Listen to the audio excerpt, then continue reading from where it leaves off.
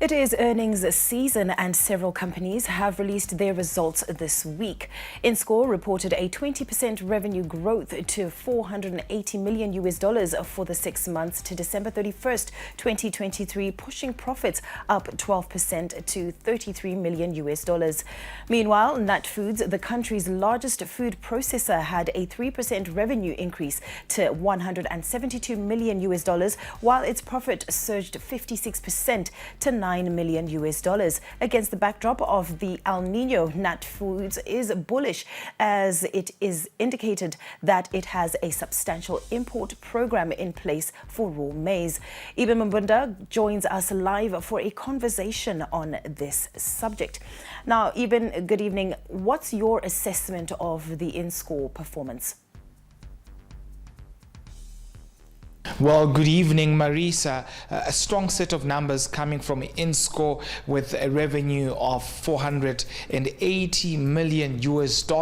And if that's the performance in the first half, then this means that they could easily be on the way to hitting about $1 billion in revenues as they achieved before. But key to their performance, ignoring the mill and bake division, which houses Nat Foods, you find that there are strong volumes growth that actually recorded in their protein division, which houses Qualcomm and houses Ivans, or also even in terms of their other division, the beverages division, which houses Pro Dairy. Strong numbers also coming out of there. However, Natpac recording decreases in terms of the volumes, but by and large, when you look at their cash flow position, it's very, very strong, about $57 million.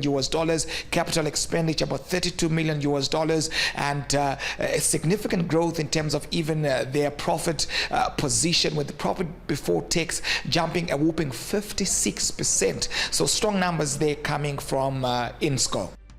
Now, tell us about Nat Foods' performance over the 6 months.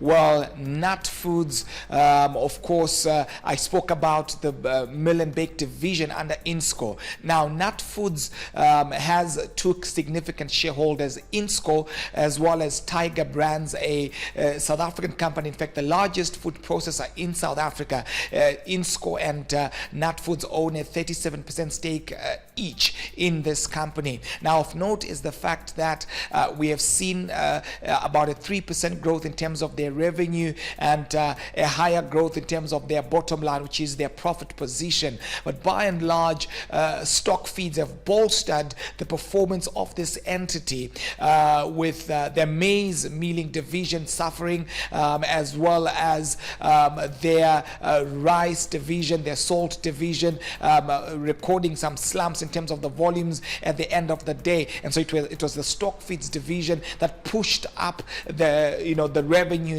for this group going forward.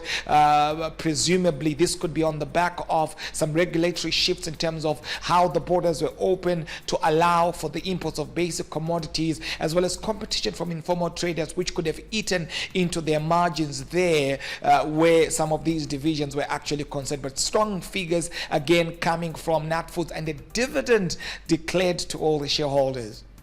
Eben, what is your take on maize and stocks for the rest of the year? A bullish position taken there by Nat Foods to say they've got adequate grain and adequate supplies to see Zimbabwe through this tough season, or lean season as it were. They've given an indication that they've got adequate supplies and they are able to source for more resources, especially of maize, to ensure that they meet to and they adhere to the needs of their particular market. But also the fact that you have got Tiger Brands also having shares in Nat Foods, and South Africa seems to be in a stronger position in terms of their grain, that could actually prove to be a solid position for Innscor, as well as also how they've got contract farming in Zimbabwe with sound irrigation systems. This could be the reason why Nat Foods has given that bullish position to say we're good to go for this lean season. Ipapo ZTN Prime, DSTV channel 294, the place to be.